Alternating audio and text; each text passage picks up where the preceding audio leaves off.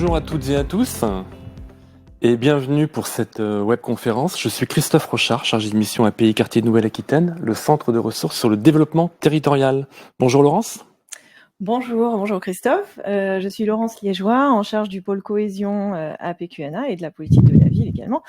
Alors pour ceux et celles qui nous découvrent aujourd'hui, les missions du centre de ressources Pays et Quartier de Nouvelle-Aquitaine consistent à animer les réseaux d'acteurs du développement territorial, à les accompagner, à les outiller dans l'appréhension et le déploiement des politiques publiques, en particulier en direction des territoires les plus vulnérables et notamment des quartiers politique de la ville. Christophe, quelques éléments de contexte sur le webinaire d'aujourd'hui. Oui, alors quelques éléments de contexte sur les politiques publiques qui est assez singulier. En 2023, donc l'État a rendu public son plan national de lutte contre le racisme, l'antisémitisme et les discriminations liées à l'origine. Puis en juillet 2023, son plan national pour l'égalité contre la haine et les discriminations anti-LGBT+, pour la période 2023-2026. Et puis sur le plan territorial, dans les quartiers de la politique de la ville, les nouveaux contrats de ville sont en cours de signature pour la période 2024-2030. Et c'est donc dans ce contexte qu'au mois de novembre dernier, PQNA a lancé un cycle de qualification intitulé « Agir contre les discriminations dans les territoires ». Donc c'est un cycle qui vise les objectifs suivants: sensibiliser les élus et les professionnels sur la lutte contre les discriminations, aider les acteurs à se saisir des politiques publiques existantes, donner envie aux acteurs de s'engager dans des démarches territorialisées, inspirer les partenaires et les acteurs par de l'échange d'expériences, et puis outiller les acteurs par de l'apport de ressources et de méthodes. Laurence, est-ce que tu peux nous rappeler les grandes étapes de ce cycle de qualification ? Oui, alors c'est un cycle qui a démarré en novembre 2023 et qui va se dérouler jusqu'en septembre-octobre 2024. Alors on a eu une première séquence où on a parlé des définitions, des concepts et du cadre juridique de la lutte contre les discriminations. Ensuite, on vous a proposé un deuxième temps de webinaire dans lequel on a parlé des grandes politiques publiques qu'il est possible de mobiliser en matière de lutte contre les discriminations. Et puis aujourd'hui, donc, nous poursuivons avec ce webinaire qui est consacré à des retours d'expérience de territoires et d'acteurs. Nous achèverons, nous poursuivrons ce cycle le 27 juin prochain par une visite de terrain sur le territoire du Grand Périgueux. Donc, je vous invite à noter déjà cette date dans votre agenda. 27 juin, une visite de terrain à Périgueux. Et puis après l'été, on clôturera ce cycle en diffusant un certain nombre de ressources qu'on aura consolidées durant l'ensemble du cycle, et notamment un panorama des acteurs de la lutte contre les discriminations.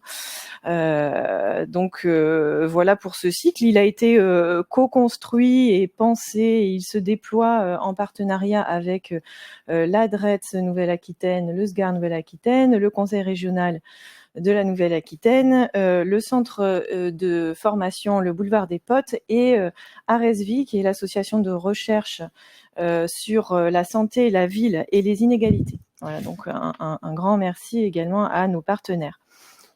Quelques petites précisions techniques avant de démarrer. Comme vous l'aurez compris, vous ne pourrez pas prendre la parole lors de ce webinaire, mais nous vous encourageons vivement à poser vos questions, à nous faire part de vos commentaires.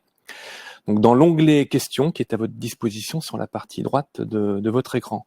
Et nous ferons le nécessaire pour prendre en compte vos interrogations au moment pertinent dans le courant de ce webinaire. Et donc vous pouvez accéder par ailleurs à différentes ressources qui sont postées dans le chat, notamment sur la présentation du cycle et puis la synthèse des étapes précédentes. Et le replay sera accessible très très prochainement. Laurence, est-ce que tu peux nous rappeler le contenu de cette webconférence d'aujourd'hui ? Oui, absolument. Alors donc, ce webinaire s'intitule « Lutte contre les discriminations, les territoires en action ». quel retour d'expérience. Donc, vous l'aurez compris,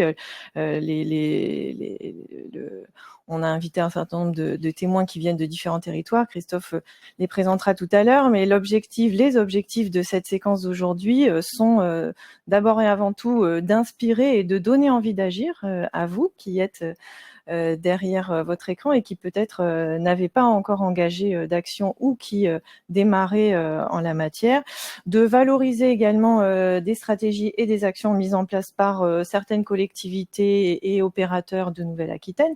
Et puis l'objectif aussi, c'est de croiser les regards sur ces expériences et de les mettre en discussion, puisque sur le plateau, nous aurons aujourd'hui à la fois une élue, une technicienne et une bénévole d'association. Donc, ça permettra de mettre en discussion ces expériences pour en tirer des enseignements. Et nous allons donc maintenant accueillir nos 3 invités sur le plateau que j'invite à me rejoindre. Je vous invite à venir et à vous installer. Bonjour à toutes les 3. Bonjour. Et je vais donc vous présenter les 3 intervenantes d'aujourd'hui. Bonjour Marie-Laure Mestellan. Bonjour. Vous êtes adjointe au maire de Pau, en charge de la lutte contre les discriminations, la vie associative et la coordination des quartiers. Vous êtes également conseillère communautaire à l'agglomération Pau-Béarn-Pyrénées. Et vous nous raconterez ce matin comment vous avez impulsé une démarche qui s'est concrétisée par un plan de lutte contre les discriminations à Pau. Géraldine Kowalski-Judith, bonjour. Vous êtes chargée de mission égalité et développement social des quartiers à la ville de Pessac. Et vous allez nous raconter comment la ville de Pessac a construit la dynamique Pessac s'engage, mise en place depuis plusieurs années maintenant. Sandrine Manet, bonjour. Bonjour. Vous êtes trésorière de SOS Racisme Gironde et ex-présidente. Vous êtes également membre de la commission nationale de SOS Racisme. Et SOS Racisme est donc une association très engagée dans la lutte contre les discriminations, le racisme et l'antisémitisme. Et vous nous partagerez ce matin l'expérience du testing qui est pratiquée depuis 25 ans en France, et vous reviendrez sur les objectifs, les modalités de mise en œuvre et les enseignements que l'on peut tirer du testing en vous appuyant sur des exemples nationaux ou régionaux en Nouvelle-Aquitaine. Alors ce matin, donc, on a voulu croiser 3 regards, 3 profils différents, puisque ça a été dit, je le rappelle, on a une élue, une technicienne de collectivité et une bénévole associative. Et ça devrait produire des échanges riches et, je dirais, assez diversifiés.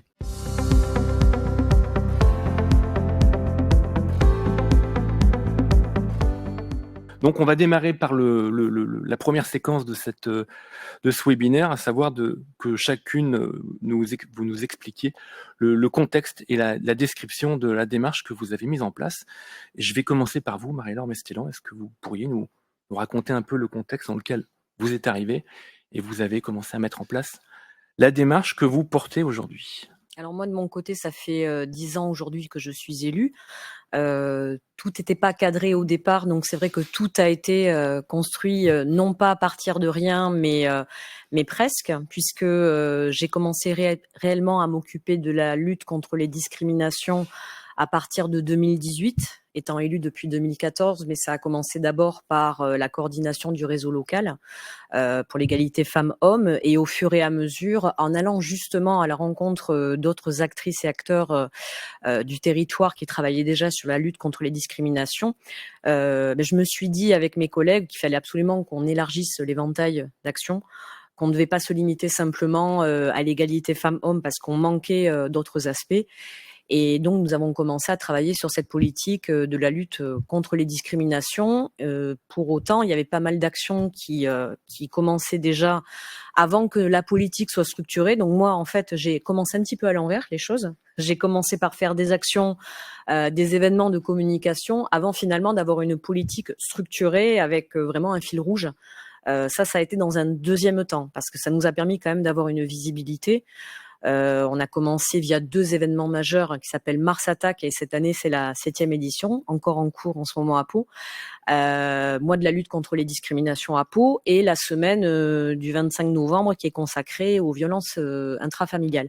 Voilà, c'était nos 2 actions structurantes. On a commencé par ça, et au fur et à mesure on s'est dit justement on devait structurer notre politique, ce qui nous a amené à établir un plan de lutte contre les discriminations à partir de mars 2021, grâce à l'association ARESVI que vous avez citée plus tôt, justement, qui a pu nous permettre de faire une étude scientifique sur les populations paloises pour savoir quel était le sentiment de discrimination et qui nous a permis, nous, d'avoir un fil conducteur, un fil rouge pour réorienter, du moins mieux qualifier notre politique d'action sur le territoire.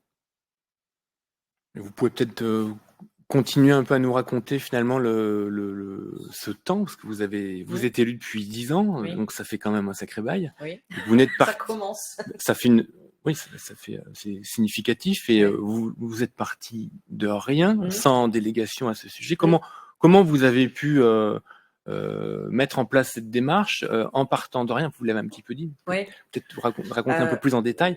Comment on part de rien et on arrive 10 ans après à quelque chose de construit, de structuré, de connu, reconnu?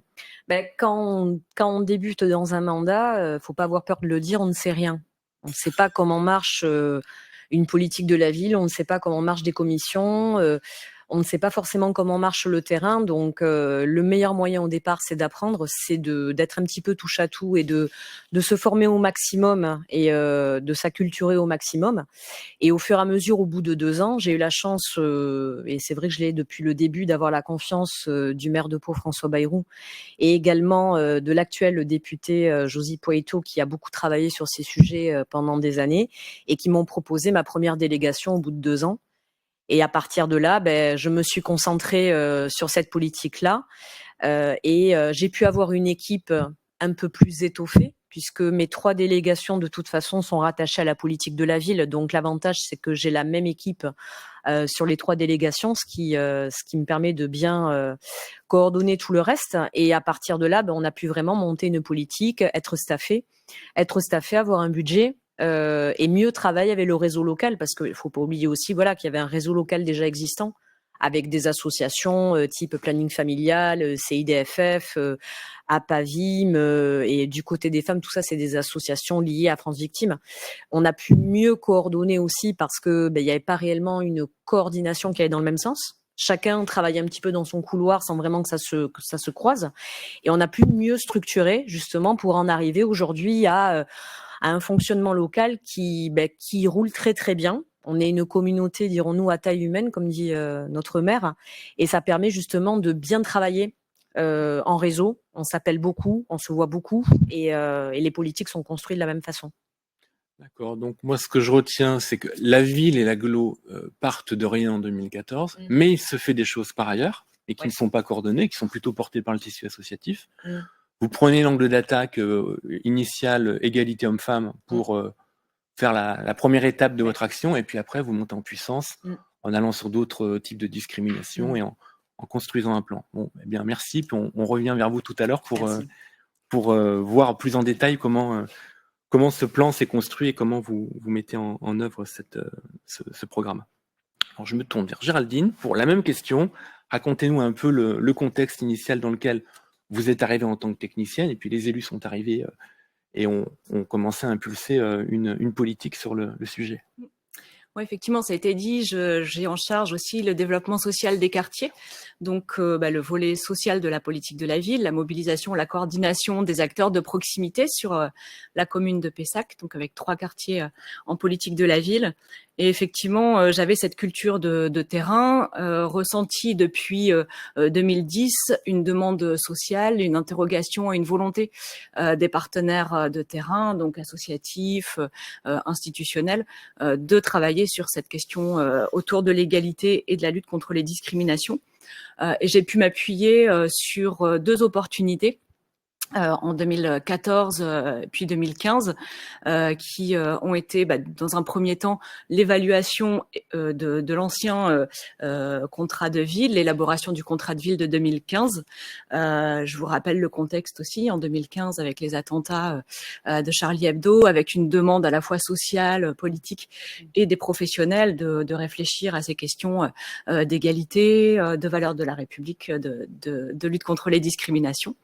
Et en 2014, un changement aussi de majorité municipale avec des nouveaux élus, un maire et un maire adjoint notamment, très mobilisés sur ces questions et souhaitant prendre à bras le corps, si je peux me permettre, cette question de l'égalité, de la lutte contre les discriminations. Alors sur les quartiers politiques de la ville, puisque on partait d'une demande et d'un besoin local, mais également à l'échelle du territoire pessaquais en mobilisant l'ensemble des partenaires, des acteurs et dans un premier temps en ayant une démarche d'exemplarité en interne, la ville, employeur d'à peu près 800 agents, ville et CCAS, comment déjà nous en tant qu'employeurs on pouvait s'intéresser, regarder nos propres pratiques et développer un plan de formation sur ce volet-là.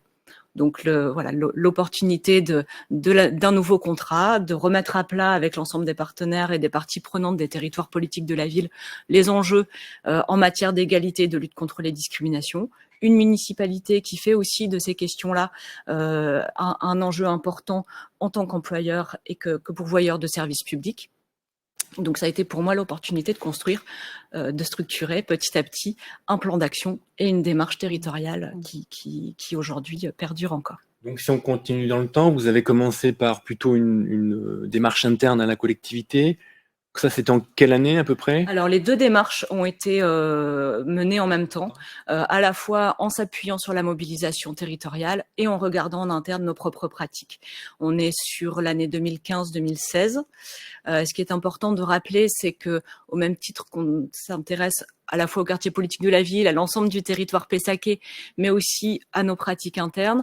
On a deux volets au niveau du portage de cette dynamique qu'on appelle aujourd'hui Pessac s'engage, la démarche territoriale et également l'accès au droit. Je porte avec ma collègue juriste qui est responsable de la plateforme des services au public cette démarche. Donc on a un volet accès au droit et la démarche animation territoriale et coordination. Les deux démarches conjointes ont été portées en même temps. Donc nous portons à la fois en interne un certain nombre de formations. La lutte contre les discriminations, l'égalité femmes-hommes, la lutte contre les violences est un axe prioritaire du plan de formation de la collectivité.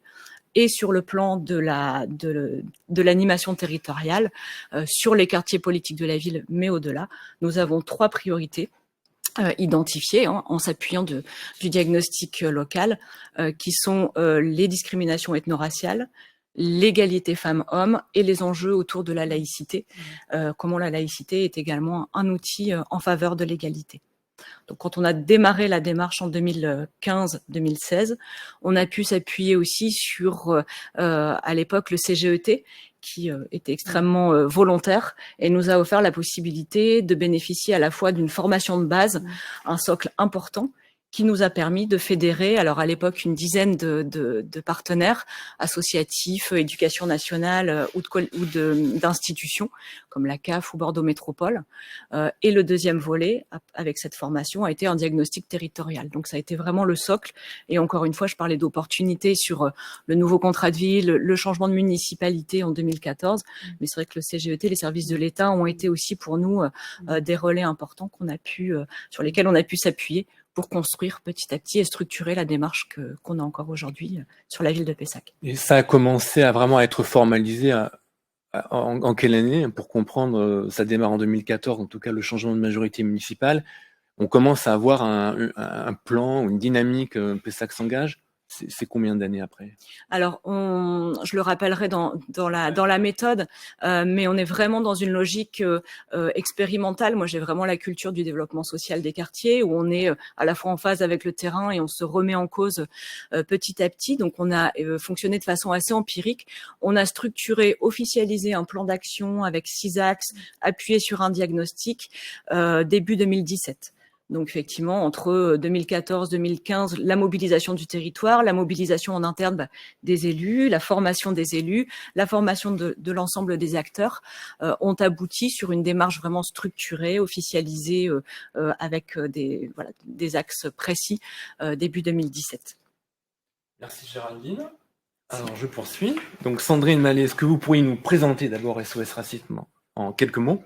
Et puis nous parler de l'outil du testing, à quels enjeux politiques, sociétaux répond le testing et quelles sont ses finalités. D'accord. Alors, SOS Racisme est une association qui a été créée en 1984 dans un contexte social et politique où on pouvait mourir parce qu'on était noir et arabe, l'été 83 marqué par de nombreux crimes racistes, et puis aussi un contexte politique de montée de l'extrême droite.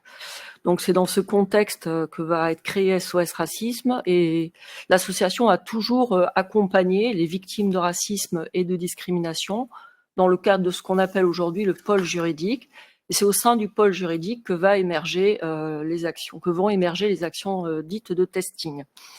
Alors, SOS Racisme, pour cela, va importer cette méthode des États-Unis à la fin des années 90. Le constat est lequel? C'est que, certes, il y a une baisse des crimes racistes et du racisme explicite dans la société des années 90, fin 90. Pour autant, on voit que la vision qui est portée sur la jeunesse des quartiers prioritaires est une vision enfermante sur un problème dit d'intégration. Or, pour SOS Racisme, l'analyse et le constat que l'on pose, c'est qu'il y a un processus de ghettoisation des quartiers populaires, notamment dû aux discriminations, qui sont finalement pas parlées, qui sont tues dans la société. Les discriminations sont un tabou. Et donc, la volonté de SOS Racisme, en utilisant le testing, c'est de mettre au jour qu'il y a réellement, de prouver qu'il y a des discriminations dans la société française. Donc, on va importer le testing. Je reviendrai un petit peu sur la méthode après. Les premiers lieux, domaines, on va dire, où on expérimente le testing, c'est l'entrée des boîtes de nuit. Donc, on organise des nuits nationales du testing qui permet en une soirée, sur l'ensemble du territoire national, de mesurer les discriminations.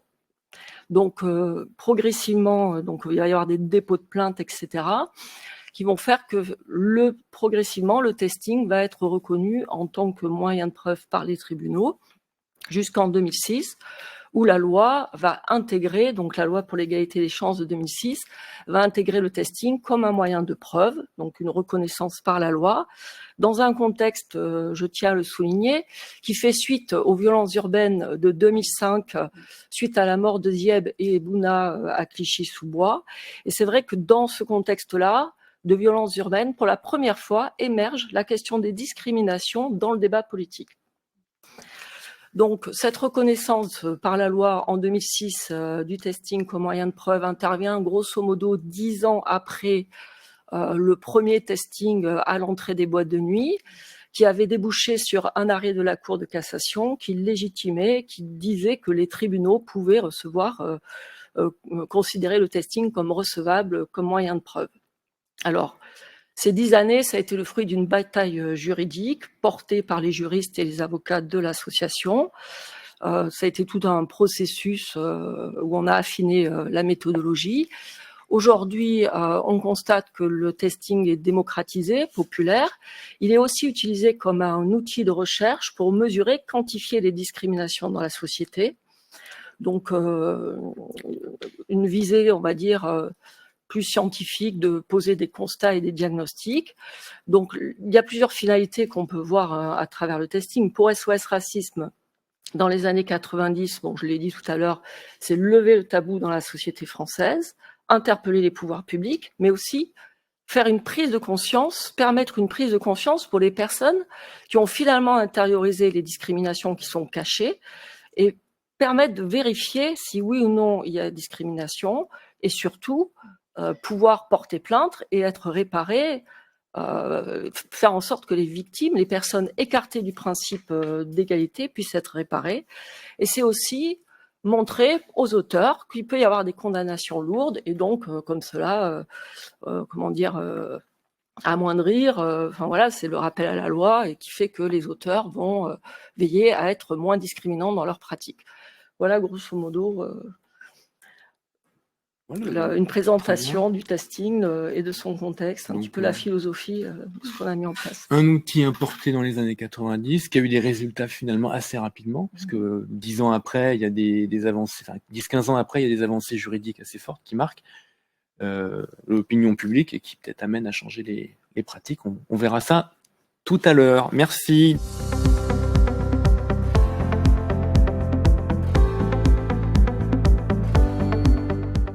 On passe à la deuxième à la deuxième vague, on va dire, le deuxième bloc de cette rencontre de ce matin. Je reviens vers vous, Marie-Laure, sur donc maintenant la méthode que vous employez pour animer le réseau, pour développer ce programme.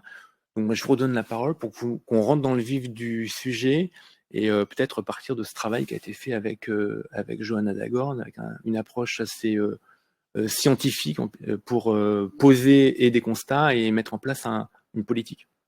C'est vrai qu'avant d'avoir l'outil du PLCD, donc plan de lutte contre les discriminations, et ainsi qu'un autre pour les violences intrafamiliales, j'ai eu la chance de pouvoir m'appuyer, donc comme je disais, sur le réseau local, ainsi que sur la déléguée aux droits des femmes de l'État, de la préfecture. Vous en parliez, mais c'est vrai que le soutien de l'État, heureusement que nous l'avons, parce que ça nous permet de coordonner de manière commune nos politiques. Donc c'est vrai qu'avant tout ça, nous, on travaillait en mode comité de pilotage pour pouvoir gérer nos deux actions phares, parce que nous sommes une collectivité d'environ 70 000 habitants, hors agglo et avec agglo 130 000. Donc là aussi, il faut pouvoir s'accrocher sur deux événements pour pouvoir sensibiliser au maximum. C'est notre rôle de collectivité de sensibiliser à la lutte contre les discriminations. Donc, dans le cadre de Mars Attack et de la semaine de lutte contre les violences faites aux femmes, c'était cette coordination en réseau de comités de pilotage. Ensuite, effectivement, comme vous le disiez, on a voulu se poser et, dirons-nous, se professionnaliser, avec notamment l'intervention d'Aresvi, avec Johanna Dagorn et Arnaud Alessandrin, pour avoir vraiment une vision macro, beaucoup plus empirique de la réalité du terrain sur les discriminations. Donc c'est une enquête qui a été réalisée d'avril à novembre 2019 sur le territoire palois. Nous avons pu avoir un échantillon de 1000 personnes, donc ce qui nous a permis d'avoir vraiment une étude scientifique de ce qu'était le ressenti des discriminations sur le terrain, aussi bien dans les associations, dans la rue, dans l'espace public, des transports, etc. Et ce qui est apparu, bon, il y a eu le Covid bien évidemment, donc là, ça nous a un petit peu arrêtés. Mais quand on a fait la restitution, ce qui est apparu, c'est que donc le premier lieu était le travail. C'était le premier lieu où il y avait ce ressenti de discrimination. C'était au niveau du travail. Ensuite, il y avait le sexisme et ensuite il y avait le racisme. Voilà. Donc c'est pour ça que cette année, fort de cette étude avec le PLCD, nous avons orienté Mars Attack avec vraiment un focus cette année sur l'emploi. Cette année 2024, en cours, là, en cours justement. On va se voir d'ailleurs sur l'emploi jeudi, puisqu'on fait ce focus sur l'emploi pour donner aussi les outils aux employeurs, avec le défenseur des droits notamment en appui. Et c'est là que c'est intéressant, parce que ça va donner aussi une boîte à outils aussi bien au privé qu'au public pour justement discerner ce qu'est la discrimination dans le monde de l'entreprise, parce que la loi est très claire là-dessus, 25 critères de discrimination. Comment on fait aussi pour composer? Donc tout ça, certaines entreprises ne le savent pas. Donc ça, d'un point de vue discrimination, c'est ce que ça nous a permis avec le plan de lutte contre les discriminations. Et à côté de ça, depuis 2019, depuis le 8 mars 2019, c'était la symbolique, la signature du contrat intercommunal de sécurité et de prévention de la délinquance volet violence intrafamiliale, signé par monsieur le maire président, le préfet, le procureur, etc. On est 70 partenaires. C'était la feuille de route avec une centaine d'actions qui étaient issues de à peu près 5 mois de travail, aussi bien sur le logement, la communication, la formation des élus et des agents aux violences intrafamiliales, justement pour pouvoir, quand on reçoit du public, savoir quelles questions poser, parce qu'on arrive à la mairie des fois avec plein de questions quand une femme vient se présenter, parce que ça arrive encore. Elles vont pas nécessairement dans les associations ni dans les commissariats, elles vont à la mairie, donc il faut savoir quoi dire et pour la mettre à l'abri et la rassurer.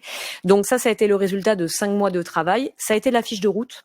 La fiche de route pour la gestion des violences intrafamiliales dans toute l'agglo, avec l'appui aussi des élus des autres villes de l'agglo, et qui est notre feuille de route pour la conduite justement de cet aspect-là aussi de cette délégation qui est la lutte contre les violences faites aux femmes. Donc ça, c'est depuis 2019 et c'est notre feuille de route. Et normalement, en cette fin d'année, on fera un point du CISPD pour savoir justement où on en est, parce qu'entre-temps, il y a eu le plan Angela contre le harcèlement de rue que nous expérimentons à Pau. On n'est plus à la phase d'expérimentation justement puisqu'on a commencé en novembre 2021. On est fort de 65 commerces partenaires aujourd'hui formés sur les aspects juridiques et formés à protéger les femmes qui entrent dans les commerces expliquer le plan Angela, de quoi s'agit-il? Je suis Le pas sûr que plan- tout le monde connaisse. Le En plan quelques Angela, mots. justement, on a eu la chance d'être sélectionné par l'État parce qu'on était une commune dynamique qui avait fait pas mal de choses. Donc, via l'entremise donc de Madame la déléguée aux droits des femmes à la préfecture, nous avons été sélectionnés pour être en phase de test à partir de novembre 2021. Le plan Angela, qu'est-ce que c'est?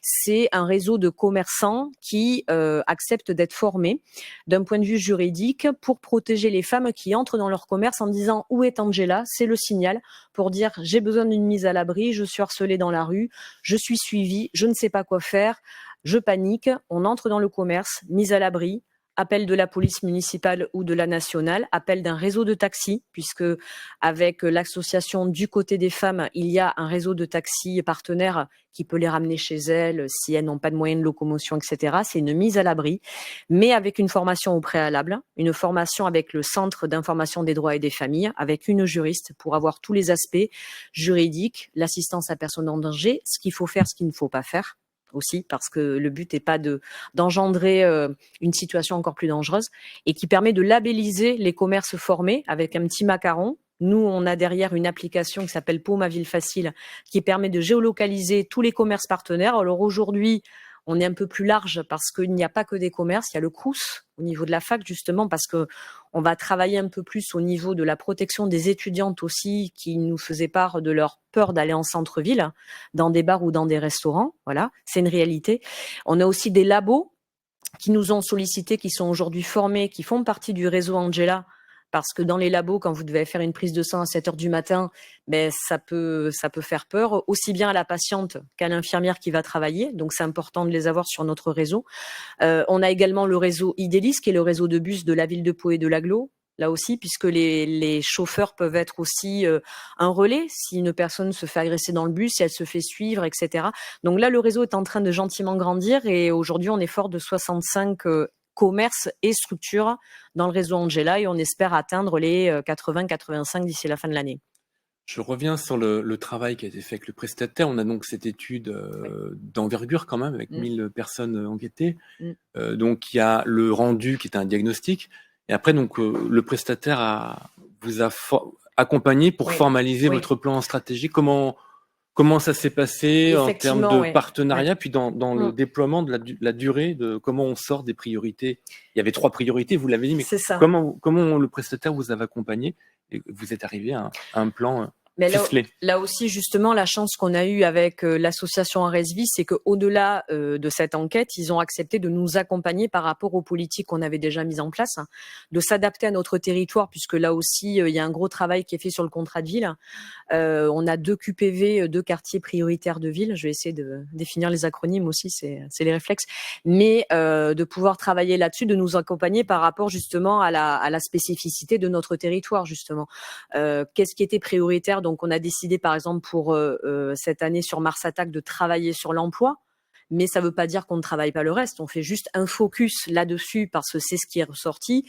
Mais à côté de ça, Mars Attack englobe aussi toutes les actions contre le sexisme, les LGBTophobies, etc. Donc tout le reste continue. Mais par rapport à ce qu'on travaillait déjà dans les services avec le contrat de ville, avec tous les aspects en quartier prioritaire de ville, ils nous ont aidés à débroussailler, à essayer de prioriser, de pas partir sur tout dans un premier temps et d'y aller étape par étape par rapport à déjà ce qui existait en matière de lutte contre les violences intrafamiliales et aussi de s'intégrer dans Mars Attack, puisqu'il existait déjà Mars Attack, et de pouvoir nous aiguiller là-dessus. Donc là, le travail a commencé il y a quelques mois avec eux sur la priorisation, j'ai envie de dire, des sujets, et ils nous aident, on travaille toujours avec eux d'ailleurs, on continue à les voir fréquemment pour qu'ils nous aident à avancer là-dessus. Oui. Mais on a besoin de partir de cet état de fait pour se repositionner si jamais on était mal parti dès le départ, parce que comme j'avais dit au départ, moi je suis partie un peu à l'envers. J'ai d'abord fait des actions et puis après j'ai eu les plans.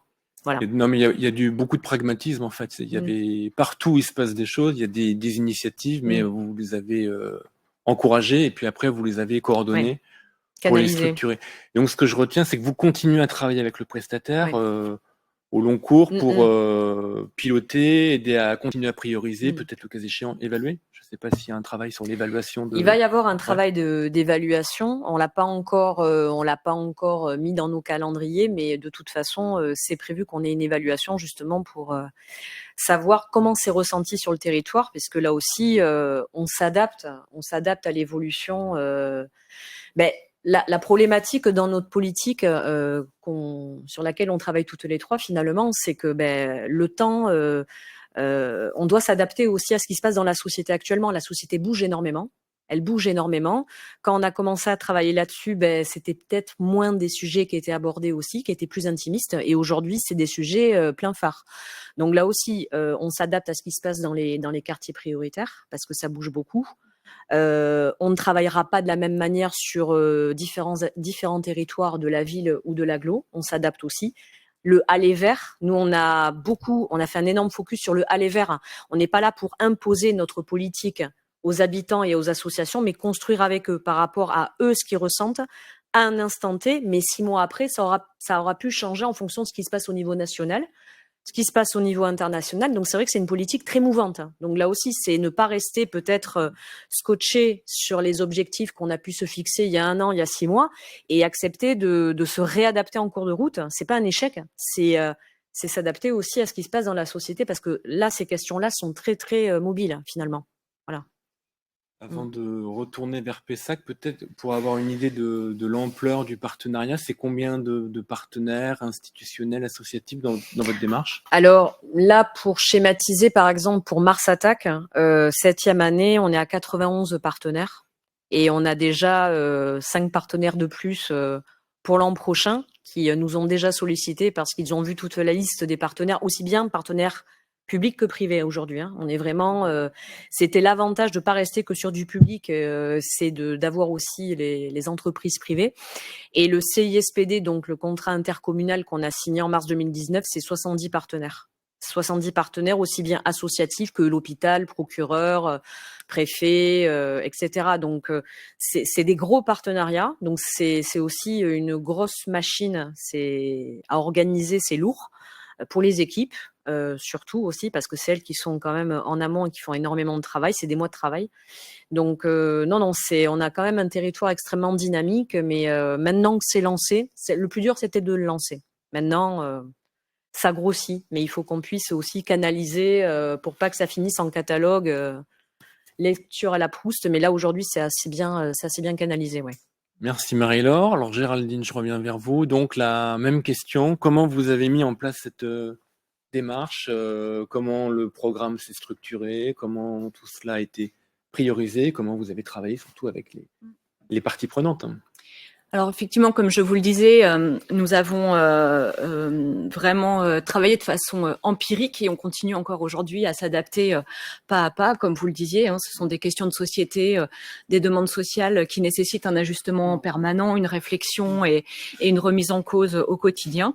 Donc aujourd'hui, le réseau Pessac s'engage puisqu'il s'agit de ça. La dynamique que nous portons est aujourd'hui structurée en 6 axes, avec un volet important autour de la prévention et la promotion de l'égalité et la prévention contre les discriminations, mais aussi avec des actions d'outillage, de formation qui se poursuivent et qui permettent aux acteurs non seulement de maîtriser le sujet autant que possible, en tout cas de savoir de quoi on parle, et de bénéficier d'outils, d'actions, de jeux pour travailler avec leur public ces questions-là.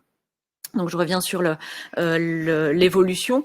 Quand je vous parlais d'une formation un peu initiatique qui a été orchestrée par le CGET, alors il y avait eu en amont sur les années 2011-2012 des formations aussi qui avaient été organisées avec l'appui du Boulevard des Potes notamment, puisque quand on parle de lutte contre les discriminations, c'est vrai qu'il s'agit, comme pour la politique de la ville, comme de politique qui nécessite de définir les notions, de maîtriser à la fois les enjeux sociologiques, mais aussi juridiques, socio-économiques.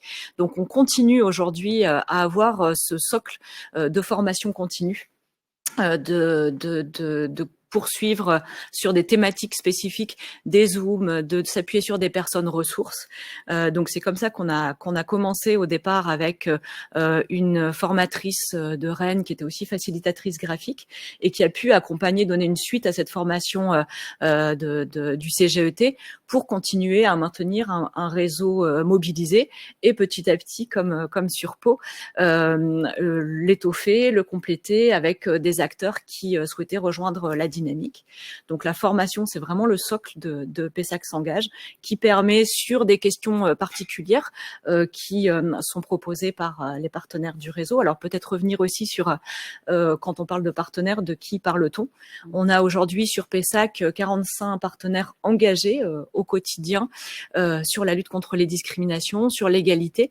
On a un grand nombre d'associations pessacaises, les associations d'éducation populaire, centres sociaux notamment, mais aussi des associations culturelles, des associations sportives. On a des partenaires de l'éducation nationale, des écoles, collèges, lycées qui sont très impliqués dans notre démarche, notamment sur le volet prévention des discriminations et éducation à l'égalité, qui sont vraiment partie prenante de la démarche. Et c'est pour nous vraiment important. Nous avons également les institutions que sont la CAF, Bordeaux Métropole, les travailleurs sociaux de la MDS, les acteurs de l'emploi, mission locale, PLI. Donc c'est vrai qu'on a un panel en termes de niveau d'intervention, en termes de public, en termes de domaine d'activité assez intéressant, mais aussi hétéroclite. Donc tout l'enjeu, c'est de pouvoir garder une mobilisation et une motivation à cet engagement. Donc, en termes de méthode, en termes d'évolution, nous avions au départ, donc je vous parle de 2016, 2017, 2018 et 2019, décidé de chaque année focaliser notre attention, nos efforts sur une thématique. Donc, on a travaillé sur l'éducation, on a travaillé sur l'emploi, bien sûr, c'est un domaine aussi très important en matière d'égalité, sur la culture, sur le sport. Et cette conjonction à la fois de formation, d'action et d'initiative avait pour point d'orgue une journée organisée par l'ensemble des partenaires du réseau, un temps fort, ouvert au public, ouvert aux acteurs éducatifs et sociaux. Et effectivement à la période du Covid, ça a permis vraiment de fédérer et de créer un sentiment d'appartenance, de tous travailler pour la concrétisation d'un événement et d'une journée particulière. Le Covid a fait que nos méthodes ont été un peu modifiées, forcément, on s'est remis en cause. Et on fonctionne aujourd'hui depuis, alors de façon un peu plus souple, en partant du principe qu'aujourd'hui, l'enjeu, c'est la mobilisation des acteurs, des premiers concernés, des enfants, des femmes, des hommes qui peuvent être victimes de discrimination, mais aussi de pouvoir accéder aux personnes qui potentiellement ne sont pas forcément au courant de la loi et pourraient être dans des positions de pouvoir et eux-mêmes discriminés. Donc, on a réparti notre organisation sur 3 à 4 journées par an. Toujours sur le même mode, c'est-à-dire que le matin, on donne le focus, on donne la parole sur des personnes ressources qui éclairent la question en décembre, fin novembre, début décembre, de la violence faite aux femmes, par exemple. Mais aussi, on a pu accueillir en 2023 l'Observatoire des inégalités, qui nous a fait aussi tout un exposé extrêmement intéressant sur les liens et sur les leviers avec différents engagements de collectivités ou d'acteurs sur les inégalités. On travaille de plus en plus aussi, on a la chance à Pessac d'accueillir une partie du campus universitaire sur notre territoire, donc de plus en plus avec le milieu de la recherche. Et on a notamment une de nos personnes ressources qui accompagne Pessac s'engage, qui est Yamina Meziani, que vous avez accueilli aussi sur ce webinaire, qui nous permet aussi d'être en lien avec des chercheurs, jeunes ou moins jeunes, qui éclairent et qui peuvent, sur notre réseau Pessac s'engage, apporter par le biais de conférences ou d'expérimentation un éclairage des acteurs de terrain et à l'inverse, pouvoir se nourrir aussi des problématiques sociales que nous faisons remonter du terrain. Donc, en termes de méthode et de fédération, l'idée, c'est vraiment d'être à la fois sur de l'apport de connaissances, une formation continue qui nécessite, mais aussi pour les élus, bien sûr, de la ville de Pessac, qui nécessite constamment une remise en cause et de pouvoir avoir un éclairage sur les questions sociales qui parcourent notre territoire. Et le deuxième volet qui est important aussi et qui permet aux acteurs de se sentir utiles et pleinement engagés, c'est le fait d'être en réseau, de pouvoir construire des actions ensemble, de pouvoir s'outiller. Donc on a à Pessac pu capitaliser petit à petit un certain nombre de mal à outils avec des expositions, avec des jeux, avec toute une ressource de vidéos ou d'expériences d'intervenants qui peuvent aussi, en direction des écoles, en direction des centres sociaux, des acteurs culturels, donner la parole, outiller et distiller comme ça par des biais différents, des entrées différentes, cette culture de l'égalité sur voilà, dans les actions de chaque partenaire et globalement sur le territoire pessacais. On sent à Pessac un très très fort volet sur la sensibilisation et la formation, hein. Donc en externe, mais aussi donc en interne. Donc vous formez des agents, des élus. Ça se fait avec les acteurs extérieurs ou c'est deux formations un peu à part? Est-ce qu'il y a des processus un peu différents ou unis? Alors, on a les deux entrées, effectivement. Comme je le disais tout à l'heure, le plan d'action, le plan de formation de la collectivité a un certain nombre de priorités, dont la lutte contre les discriminations, l'égalité de traitement, puisqu'en tant que fonctionnaire, on est aussi dans cette déontologie-là et on travaille en interne, là, pour le coup, en s'appuyant sur le CNFPT, sur la formation des agents de la collectivité, avec une sensibilisation de base et avec des modules spécifiques sur les encadrants ou en direction de certains personnels, notamment d'accueil, qui sont sensibilisés, formés à la lutte contre les discriminations. On a un volet aussi autour des violences faites aux femmes et autour de la prévention des violences sexistes et sexuelles. Donc là, on est sur un plan de formation uniquement agent de la collectivité, piloté par la direction des ressources humaines et en appui avec le CNFPT.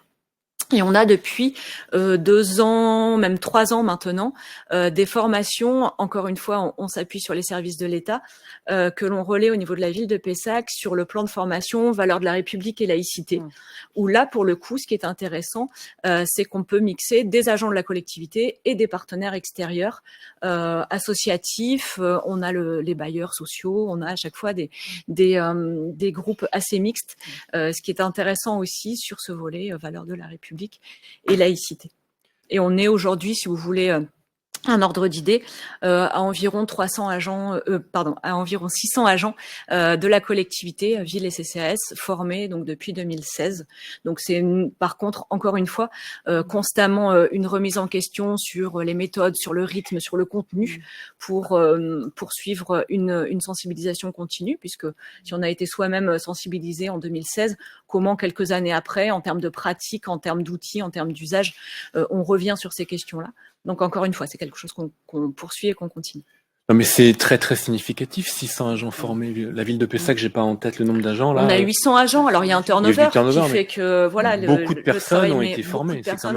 C'est pas une formation marginale dans le programme de formation des agents. C'est vraiment quelque chose qui a l'air assez une des priorités central du plan de formation, effectivement.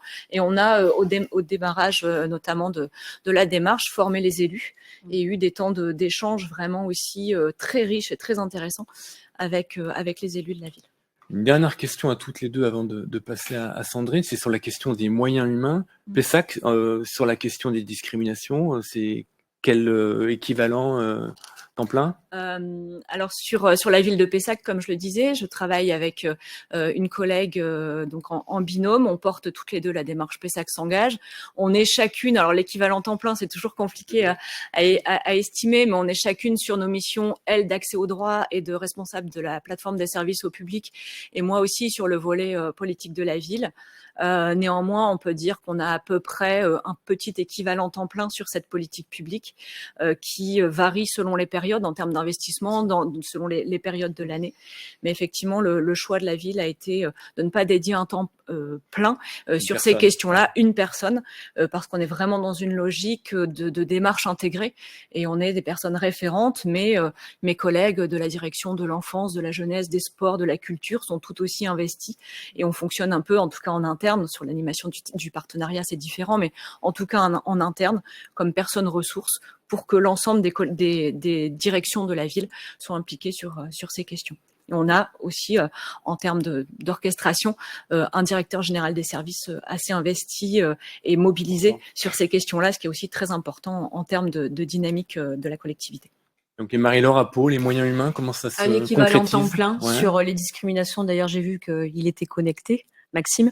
Voilà, c'est un équivalent temps plein qui travaille vraiment sur la lutte contre les discriminations, les violences faites aux femmes également, mais pour autant en grande transversalité avec les autres services, parce que vous parliez effectivement de la formation en interne.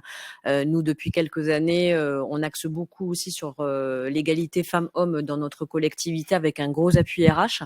Donc, voilà, là aussi, ça a été une volonté politique au-delà de se mettre dans les clous d'un point de vue juridique.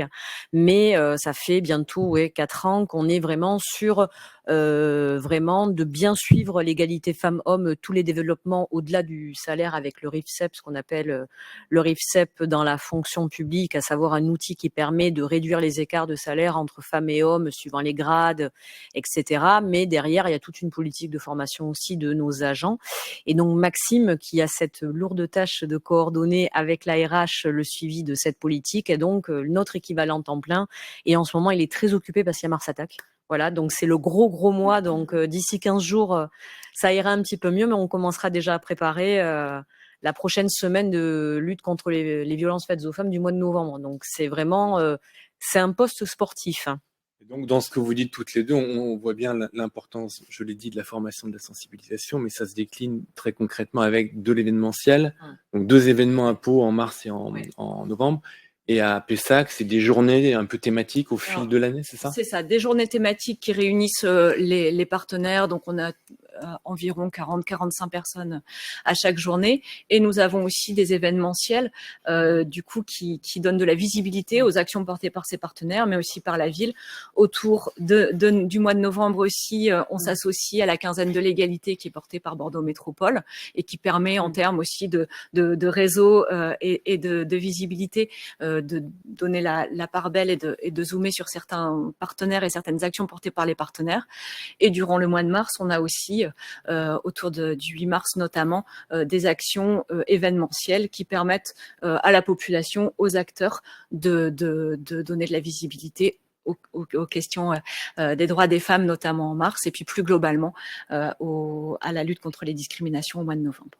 Voilà. Donc on essaie d'allier à la fois de l'événementiel, mais effectivement c'est très énergivore en termes d'organisation et de communication, mais aussi un travail en continu, puisqu'effectivement le racisme, le sexisme, c'est toute l'année, et comment on arrive à intégrer dans nos pratiques, nous collectivités, mais aussi pour nos partenaires associatifs ou institutionnels, ces pratiques en continu dans leurs actions. Merci. Sandrine, je reviens vers vous. Donc on va maintenant parler plus en détail du testing. Donc, racontez-nous un peu, alors peut-être les différents types de testing. Il y a un petit peu de technique. J'ai vu qu'il y avait des questions. Qu'est-ce qu'un testing? Bon, il y a des ressources, je crois, qui ont été diffusées pour apporter des premières réponses. Mais donc, racontez-nous un peu les différents types de testing et comment ça marche, avec des exemples très concrets que vous avez pu mener en Nouvelle-Aquitaine ou au niveau national. Alors, le testing est une méthode qui permet de montrer qu'une discrimination s'est établi sur un des critères illégaux prévus dans la loi. Et pour SOS Racisme, en particulier, ça va être celui de l'origine réelle ou supposée, le patronyme, enfin tout ce qui va être associé à l'origine de la personne, etc. Pour cela, donc on va prendre des groupes d'individus ou des individus qu'on va placer dans des situations comparables avec des profils similaires en tout point, à l'exception de l'origine perçue qu'elle donne à voir pour les autres. Donc des profils similaires, ça signifie qu'on va finalement neutraliser toute une série de caractéristiques chez les personnes, à savoir le nombre de filles, le sexe, l'apparence physique dans la tenue vestimentaire, les compétences, les diplômes, voilà, donc toute une série de caractéristiques qui vont être neutralisées parce que similaires entre les deux personnes. Et le seul point qui va les distinguer, ça va être l'origine perçue, donc à travers l'apparence physique dans le cadre d'un testing en présentiel, Ça peut être aussi le patronyme dans le cadre d'un testing par envoi de courrier ou téléphonique, où la personne va annoncer son nom et son prénom au début de la conversation. Et donc finalement, vu que toutes les caractéristiques sont neutralisées et identiques, ça permet en effet de comparer les réponses qui sont données aux personnes à l'entrée d'une boîte de nuit pour obtenir un logement, etc. Et si, alors, il y a deux groupes, on va dire, le groupe testeur ou la personne testeuse. Donc cette personne est celle qui potentiellement va être discriminable au regard de son origine, etc. Et le groupe contrôle, qui, lui, par ce qui donne à voir, semble signifier une ascendance soi-disant plus lointaine attachée à la France. Bref, c'est le groupe de type européen ou les blancs. Et l'autre groupe, le groupe contrôle, c'est le groupe qu'on disait aussi par le passé type métissé. Dans le groupe testeur. Donc, dans le testing, il faut respecter un certain nombre par exemple, à l'entrée des boîtes de nuit. Donc, on va se faire présenter à l'entrée de l'établissement en premier le groupe testeur. Donc, il se présente. C'est important que ce groupe signifie que une personne du groupe demande est-ce qu'on peut rentrer, expliciter la demande, sachant que dans la méthodologie testing, c'est important d'enregistrer. Donc, il y a un des membres du groupe qui a un téléphone portable branché. Aujourd'hui, avec les portables, c'est devenu beaucoup plus simple. Donc, ce groupe testeur se présente, pose la question, et 5 minutes après, s'introduit dans la file, donc le groupe contrôle, donc de type européen, va poser exactement la même question, et on voit si c'est le même type de réponse. Donc, si le groupe test, on leur a dit que c'était pas possible parce que c'était trop plein, parce que la tenue vestimentaire convenait pas, etc., ils ont été refusés, et que derrière le groupe contrôle arrive avec le même style vestimentaire, ça c'est très important, le même nombre de filles et de garçons. Dans chaque groupe, mettons, il y a 3 filles et 2 garçons, 3 filles et 2 garçons dans le groupe contrôle. Si tous ces critères-là ont été neutralisés, on arrive à démontrer, en effet, que s'il y a une différence de traitement plus défavorable pour le groupe de testeurs, c'est que la discrimination s'est appuyée sur le critère illégal. Donc ça, c'est le testing dans sa méthode. C'est important que ça soit enregistré, donc ça peut être aussi le testing téléphonique ou le testing par envoi d'un écrit, notamment dans le domaine de l'emploi, ou alors pour entrer un petit peu dans le détail, sur le testing dans le domaine de l'emploi, par l'envoi d'écrits, en fait, la lettre de motivation va être quasiment similaire. À l'époque, c'était exactement à l'identique. Et le CV va montrer donc des diplômes identiques et des compétences, on va dire, d'une expérience professionnelle comparable, pas forcément dans le même nom de restaurant, mais enfin le même type en tout cas d'expérience professionnelle, et se distingue que le nom. Et là, on va voir si ce qui est testé finalement, c'est l'accès par exemple à un entretien d'embauche. Donc c'est vérifier si les deux personnes vont avoir le même type de réponse. Voilà grosso modo pour la méthodologie. Donc SOS Racisme organise des opérations d'envergure nationale de manière à ce qu'on puisse aussi faire une photographie à un temps T sur un domaine en particulier, donc par exemple les loisirs, les établissements de nuit, on organise des nuits du testing. Et nous, à Bordeaux, donc depuis maintenant, moi je suis à SOS Racisme depuis 5 années à peu près, on a organisé l'ensemble des nuits du testing et différentes initiatives de type testing téléphonique auprès des agences immobilières. Alors à l'époque, on ciblait une annonce repérée où on faisait téléphoner des personnes qui allaient demander quels sont les logements, par exemple, dans le secteur de Pessac, des étudiants avec les bons garants, etc. Et on voyait si c'était les mêmes offres de logement qui étaient proposées à la personne qui se présentait en disant qu'elle s'appelait Malika ou l'autre personne qui s'appelait Sandrine. Et on faisait un test de comparaison et on vérifiait cela. Aujourd'hui, alors, le testing est aussi intervenu pour étayer des signalements qu'on a pu recevoir dans le cadre des permanences juridiques, pour étayer une plainte qui a déjà été déposée. Alors, il y a quelques affaires emblématiques, notamment celle du Moulin Rouge, qui a amené une condamnation du Moulin Rouge, donc ça c'est en région parisienne en 2003, où finalement une personne a porté plainte pour discrimination raciale à l'embauche. Et on a organisé un testing téléphonique. Alors là, avec une personne où on dit un petit peu complice, dans le sens où c'était donc un agent d'une mission locale qui accompagnait donc des personnes à la recherche d'emploi et qui avait dirigé, vu passer l'offre d'emploi du Moulin Rouge pour du service en salle, avait dirigé les personnes accompagnées donc. Et puis finalement, ces personnes, quand elles ont voulu postuler, on les a réorientées vers la plonge. Donc cet agent de la mission locale a téléphoné, a eu la secrétaire du Moulin Rouge, et a dit, voilà, j'aimerais mieux comprendre les critères de façon à mieux accompagner les publics que j'accompagne. Et puis finalement, la secrétaire a fini par divulguer explicitement que de toute façon, au Moulin Rouge, il y a certaines catégories d'individus qui iront qu'à la plonge.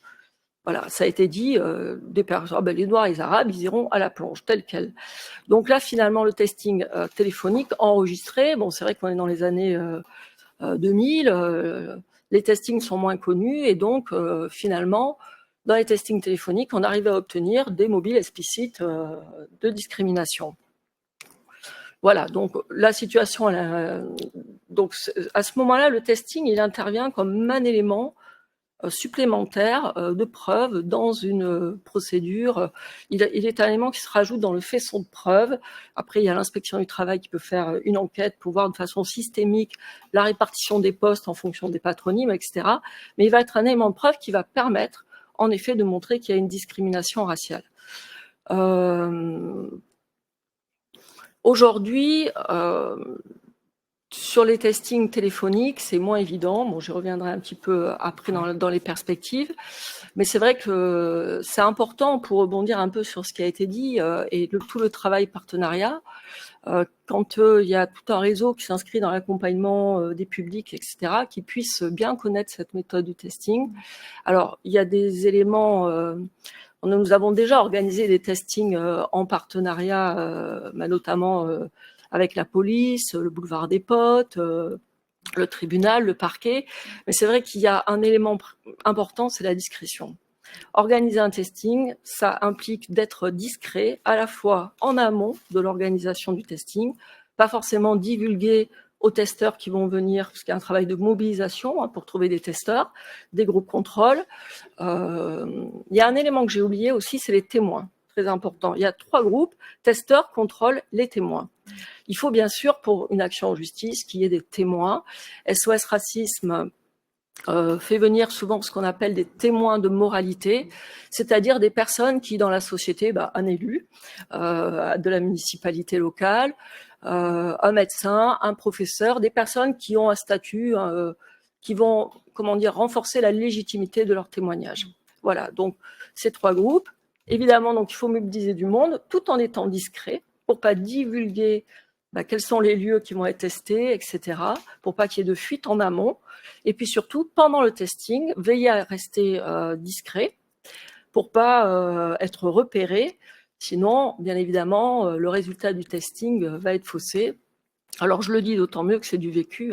Ça, c'est déjà arrivé. Voilà, à Bordeaux, le samedi matin, Saint-Michel, marché, je vois une ancienne militante, je lui propose de participer au testing qui a lieu le soir même, à l'entrée des boîtes de nuit. Il s'avérait que son petit ami était un des portiers d'une des boîtes de nuit. Et donc, ce jour-là, nous sommes tous rentrés en boîte de nuit, ce qui était pas mal, par ailleurs. Voilà. On peut peut-être rappeler dans quel domaine, Oui. quel grand domaine les testings se font. Donc, vous avez parlé du logement, qui est quand même assez connu. Le logement, agence immobilière, donc plutôt le parc privé, on va dire. Ça peut être aussi directement sur les locations particulières à particulier. Il y a un domaine à explorer aussi quand même, qui est le logement public, le logement social. Avec les bailleurs sociaux. Voilà, avec les bailleurs sociaux. Donc, ça, c'est le logement. Ok, ensuite, on a l'emploi. L'emploi, donc l'emploi, surtout, on va dire l'accès à un entretien. Alors, la possibilité pour les personnes de pouvoir être reçues en entretien et montrer leurs compétences, qui elles sont, leur dynamisme. Et c'est vrai que SOS Racisme constatait, surtout à l'époque quand on a mis en place les testings, que même l'accès à un entretien n'était pas possible. Les CV sont évincés d'entrée de jeu sur la base du patronyme. Voilà, donc domaine de l'emploi. Un autre aspect dans le domaine de l'emploi, ce sont les agences d'intérim, avec des affaires très précises, notamment de fichage ethnique dans des agences immobilières d'intérim.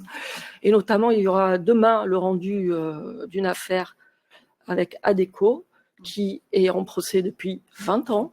Fou, hein. Voilà. Des procédures d'une longueur incroyable. Sachant qu'une des filiales d'Adecco a été condamnée aux alentours des années 2000 pour fichage ethnique, en fait. Donc là, c'est pareil, on avait fait des testings. Il y avait toujours la base d'un témoin de l'intérieur, on va dire, qui avait fait le lanceur d'alerte. Les agences donc d'intérim, c'est un gros volet. Parce qu'il y a une organisation avec un fichage ethnique. Alors maintenant, il n'y a peut-être plus de fichage, mais certaines personnes, au regard de leur origine, n'auront pas accès à certains postes et propositions. Et le domaine du loisir. Alors le loisir, bon, donc j'ai parlé des boîtes de nuit. Ce qu'a initié SOS Racisme depuis plusieurs années, c'est des testings estivaux. Alors nous, on l'a fait en Gironde sur des personnes qui se présentent à l'entrée d'un camping sans réservation pour obtenir une place. On a épinglé un camping à Claouet. Ça, c'était avant le Covid, 2018-2019. Des testings estivaux aussi sur les plages privées du pourtour méditerranéen, Nice, Marseille, où les personnes se présentent spontanément pour, dans les plages privées, pouvoir accéder à un transat, louer un transat. Et là, ça, c'est des testings qui ont eu lieu récemment, l'été dernier, l'été d'avant. Et donc, il y a des discriminations qui ont été démontrées et prouvées. Voilà, donc ce qui montre aussi, l'objectif, c'est de montrer que même dans la quotidienneté des vacances, il peut y avoir des discriminations sur l'origine, des discriminations raciales. Donc, c'est pas quelque chose d'anodin, c'est quelque chose qui, finalement, les personnes y sont confrontées tout au long de leur journée, tout au long de leur parcours. Très bien. Est-ce que ça évoque de votre part des réactions sur l'outil en lui-même ou sur est-ce que ça fait écho à votre pratique de démarche territoriale et comment ça peut être intégré ou pas? Qu'est-ce que ça vous évoque? Des questions? Moi, j'étais en train de me dire, va falloir qu'on travaille ensemble plus. J'étais en train de me dire ça, c'est vrai, parce que je lisais les questions en même temps. Là où ça peut être très frustrant, soit pour des habitants, soit pour des services, soit pour des élus, c'est qu'on ne peut pas traiter toutes les discriminations en même temps, ni de la même manière. C'est très évolutif. Il y a des choix qui sont faits. Mais cette question, en l'occurrence, d'un point de vue justement au niveau du logement, de l'emploi, c'est quelque chose justement qu'on doit pouvoir travailler plus avec ce type de méthode qui fait ses preuves. Ouais. Ce que je trouve intéressant, c'est que ça objective les discriminations. Parce que, alors aujourd'hui, il est compliqué de nier le fait que les discriminations existent. Néanmoins, dans certaines situations, parfois on peut se contenter d'être sur du ressenti, sur des retours, sur des témoignages de personnes directement concernées qui sont pas toujours prises au sérieux, ou en parlant de victimisation. Et effectivement, ce qui est intéressant dans ce type de démarche, des enquêtes et de l'analyse après, voir des procès qui sont menés, c'est que ça objective les discriminations. Donc aujourd'hui, les discriminations existent, elles sont mesurées, mesurables. Ça donne aussi, je trouve, moi, beaucoup d'espoir pour les professionnels engagés, mais aussi pour les personnes victimes. Parce qu'effectivement, même si on prend l'exemple d'Adecco, on a 20 ans entre la dénonciation et puis les procès, on sait que ce sont des procédures extrêmement lourdes, coûteuses et éprouvantes pour les personnes, mais on y arrive. On arrive à faire reconnaître et parfois à réparer ces préjudices. Donc, je trouve effectivement pareil que on n'a pas eu l'occasion encore de travailler ensemble sur Pessac, mais que ça a le mérite en tout cas d'objectiver. On ne peut plus dire que ça n'existe pas aujourd'hui, et ça reconnaît la parole des victimes et ça donne espoir aussi dans la justice, puisqu'on sait que c'est un levier qui parfois peut être décourageant d'aller sur ce plan.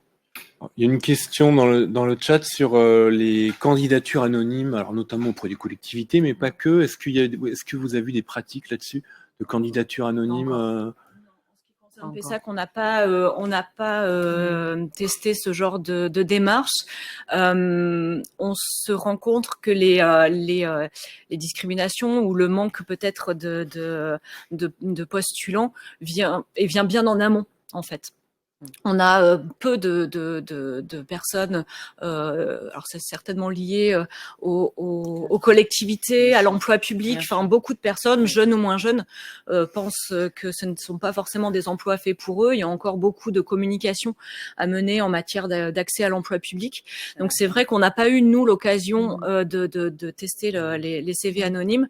Par contre, quand on a un emploi à pourvoir, on mobilise le terrain et on va chercher, vous parliez d'un aller vers tout à l'heure, on va chercher des professionnels, des jeunes, des moins jeunes, des candidats, des étudiants qui pourraient être intéressés par les emplois. Donc on a plus une logique proactive.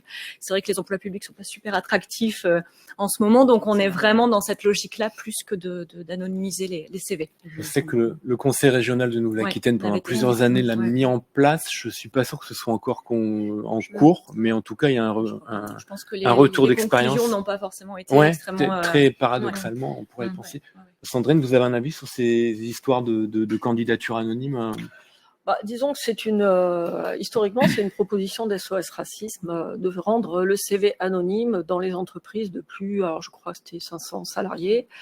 Alors sur les collectivités qui ont mené, personnellement, je me suis pas vraiment penchée sur le sujet, mais ce qui est apparent quand même, en fait, il peut y avoir des méthodes d'anonymisation de CV par le biais d'interfaces, de logiciels, etc., qui fait que moi-même, j'ai été mise dans des situations de recrutement. J'ai recruté des personnes et on voit bien quand même comment, d'entrée de jeu, on va lire. En plus, en France, les CV sont construits d'une certaine manière. C'est-à-dire que la première chose qu'on va lire, les premiers éléments, ce sont ce qu'on appelle les données sensibles de la personne. Nom, prénom, adresse, le lieu de résidence est un critère. L'âge, la femme, est-ce qu'elle a des enfants ou pas, si elle est célibataire ou pas, et puis on rajoute la photo. Ce qui veut dire que malgré tout, on sait que à l'origine des discriminations, il y a quand même un processus qui sont liés aux stéréotypes, aux clichés, aux préjugés qu'on a tous intériorisés. J'ai beau être militante à SOS Racisme, j'ai aussi des représentations, des préjugés sur tout un type de population dans la société. Donc, au moins, on a une garantie que si on enlève ces données sensibles, on invite forcément la personne à se concentrer sur les données objectives. Essentielles.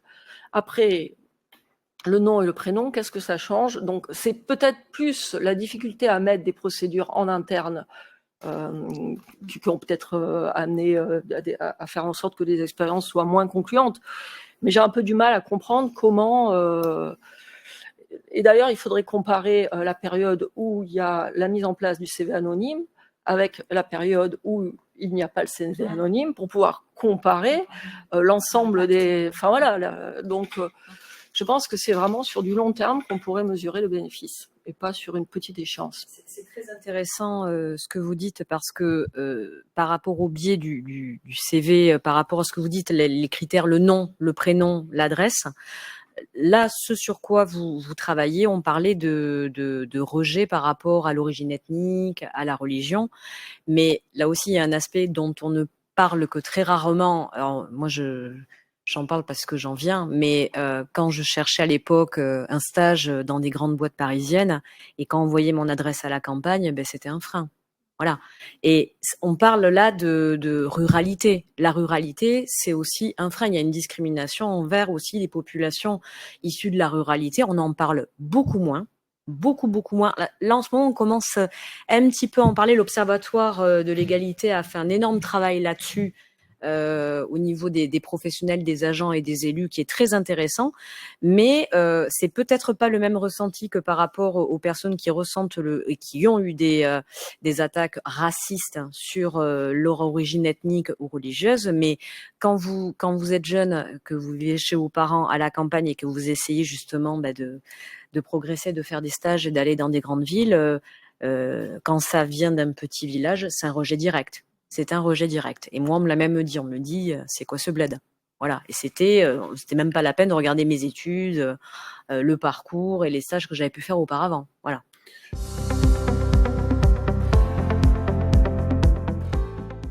Je vous propose de passer à la troisième et dernière partie donc du webinaire, qui est une partie plus analytique finalement. Quels enseignements vous retirez de vos expériences, de vos pratiques on est vraiment dans une logique de partage pour que toutes les personnes qui sont connectées aujourd'hui ou toutes celles qui vont regarder ce webinaire dans les prochaines semaines puissent profiter de votre analyse finalement. Donc, en quelques minutes, est-ce que vous pourriez chacune, on va commencer par Marion, puis c'est une discussion, hein, et qu'est-ce que vous retenez de ce que vous avez fait? Qu'est-ce que vous trouvez de particulièrement réussi et sur quoi vous pouvez vous appuyer? Et en même temps, quelles sont les limites, là où vous êtes un petit peu peut-être raté? Et je pense que ceux qui nous regardent sont intéressés par les ratés. Qu'est-ce que vous referiez différemment aujourd'hui si on devait refaire quoi? Donc en quelques minutes, un retour critique d'auto-analyse sur votre pratique. C'est en thérapie, on le disait avant, c'est en thérapie aujourd'hui, mais ça fait du bien parce que 10 ans finalement, ça passe très vite. C'est long comme ça, mais ça passe très très vite. Et j'y ai pensé pendant des semaines depuis qu'on s'était parlé. Et en fait, je pense que, c'est toujours facile avec le recul de dire j'aurais fait ça autrement. Avec le bagage que j'ai aujourd'hui, l'acculturation que j'ai, c'est beaucoup plus simple. En fait, je ferai la même chose. Je ferai finalement la même chose. On en a discuté aussi avec Maxime parce que moi, ça m'a permis grâce à des one-shots, justement des actions de communication qui ont pu être faites dès le départ, parce que c'est vrai que ça tâtonnait un petit peu au départ quand la première semaine de lutte contre les violences faites aux femmes a été lancée. Je tâtonnais un petit peu parce qu'il fallait vendre quand même certaines choses, mais il fallait qu'il y ait du fond derrière. C'est ce qui manquait par moment. Et finalement, en construisant des événements comme ça, en commençant par les événements, ça a permis justement de construire tout un truc qui a permis après d'arriver à se dire bon là maintenant on a pas mal testé sur le terrain, on va se poser un petit peu et on va voir ce qu'on peut réévaluer, refaire grâce vraiment à des appuis, des analyses scientifiques pour être encore plus crédible. En fait, ça a permis d'asseoir une crédibilité au départ et après de la confirmer. Donc finalement, non, je pense que je ferai de la même manière parce que au fur et à mesure, en fait, et on en parlait tout à l'heure, le conseil que je pourrais me permettre de donner à la fois et à des élus et à des agents, c'est que quand vous vous lancez dans ce genre de politique, il faut absolument s'acculturer là-dessus. C'est pas une politique, alors sans critiquer les autres politiques, mais si vous travaillez sur l'urbanisme ou sur d'autres politiques, quand vous travaillez sur l'urbanisme, c'est des personnes qui sont vraiment très très très formées sur ça logiquement parce que c'est très technique, il y a des marchés, etc. C'est pareil un petit peu sur ce genre de questions. Quand j'ai commencé, c'était pas populaire comme ça. Quand je dis populaire, c'est-à-dire les médias en parlaient moins, les collectivités s'y intéressaient de manière très lointaine, ou alors c'était vraiment des collectivités spécifiques. Donc ça veut dire qu'il y a moins de médiatisation, que quand on essaie de faire de la communication, il n'y a pas forcément un rendu. Moi, je cours après les journalistes, je cours après les journaux locaux ou autres. Ce qui est moins le cas aujourd'hui, parce que c'est un sujet très médiatisé. Donc c'est facilitant pour vous ce sujet qui est à l'agenda médiatique? C'est beaucoup plus facilitant, mais permettez-moi l'expression, ça peut être aussi beaucoup plus casse-gueule. Parce que ça veut dire qu'il y a une plus grosse attente aussi derrière, et c'est pour ça que je parle d'acculturation. Donc vraiment, il ne faut pas hésiter. Alors là, je parle aux élus, mais formez-vous. Vous avez le droit de vous former. Vous avez un DIF. Dès que vous le pouvez, formez-vous, et pas que par le CNFPT. Là aussi, faut peut-être sortir un petit peu de la sphère publique et aller vers le privé. Il y a plein de structures associatifs aussi, voilà, associatifs qui peuvent, je pense à la Fondation des femmes, je pense à plein de structures comme ça, via les ministères aussi. Il y a plein d'organismes qui peuvent former comme ça. Il faut absolument se former parce que la société évolue beaucoup. Rien qu'entre juin 2003 et aujourd'hui, beaucoup de choses ont changé. Il y a encore quelques années, je parlais avec un homologue qui est élu à Strasbourg, qui est élu aux discriminations. Lui, par exemple, il avait une grosse question, c'était déjà il y a 5 ans. Lui, c'était l'antisémitisme. Alors, je lui disais, moi, j'ai moins cet aspect-là, j'ai moins cette question-là. Aujourd'hui, je l'ai. Parce qu'il y a eu l'impact international, il y a eu l'impact national. Comme je pouvais dire il y a quelques années, il n'y avait pas vraiment d'attaque contre les LGBT. Il y a 2 jours, un président d'assaut m'a appelé pour me dire que c'était le cas. Voilà, il y en avait. On était une ville qui pouvait se féliciter d'avoir une énorme tolérance vis-à-vis de ça. Alors c'était historique, mais aujourd'hui, ben voilà, un patron d'un bar qui m'a appelé en me disant, ben là depuis quelque temps, on a des jeunes qui s'amusent à rentrer dans le bar, à nous insulter, etc., etc. Voilà, donc c'est très très évolutif. Ces politiques-là sont en train de se structurer aussi. Et je dirais qu'il ne faut pas, comme c'est le réflexe qu'on a dans les collectivités, de tout attendre de l'État, de tout attendre du haut. Nous, on fait localement. On est en circuit court, hein, comme on dit dans le manger bio. Et c'est bien aussi parce qu'on sait de quoi on parle, c'est notre territoire. Donc, il faut faire avec les populations. Ça peut être différent de Pessac. On n'a pas les mêmes problématiques. On n'a pas un campus universitaire aussi grand non plus. Voilà, il faut pas tout attendre de l'État non plus et accepter de faire avec le tissu local, quitte à se planter. Et c'est pas grave de se planter. On essaie, il y a que celui qui fait rien qui se plante pas. Voilà, donc ça c'est dit. Donc il faut accepter aussi d'éprouver certains tests, d'éprouver certaines choses, mais surtout se former, s'acculturer parce que ces questions-là, ça se bosse. Ça, c'est pas que du doigt mouillé, c'est pas ça du tout. Je reviens sur la médiatisation. Est-ce que le fait que ce sujet aujourd'hui prenne beaucoup de place sur l'espace médiatique est quand même facilitant pour travailler avec des nouvelles personnes, pour embarquer des nouvelles parties prenantes? Je parle à vous trois. Hein. Parce que effectivement, c'est une question aujourd'hui qui est sous le feu des projecteurs, qui médiatiquement occupe beaucoup l'espace public, les débats. Donc, on ne peut pas faire comme si ça n'existait pas. Donc, en soi, effectivement, c'est facilitant. Néanmoins, selon l'entrée, selon les médias et selon la façon dont ce discours est récupéré, moi, ce que je peux constater quand même sur le terrain, c'est un certain, alors soit des clivages, et on est sur des politiques qui ne sont pas consensuelles et il faut du débat contradictoire. Donc, mais on est quand même beaucoup dans des clivages. On parlait tout à l'heure notamment de certaines associations de défense des droits des femmes qui vont être dans un segment particulier, refuser telle alliance ou telle autre. On a aussi tout un enjeu au niveau des différentes générations des militants associatifs qui parfois ont du mal à s'allier collectivement pour converger vers des luttes communes.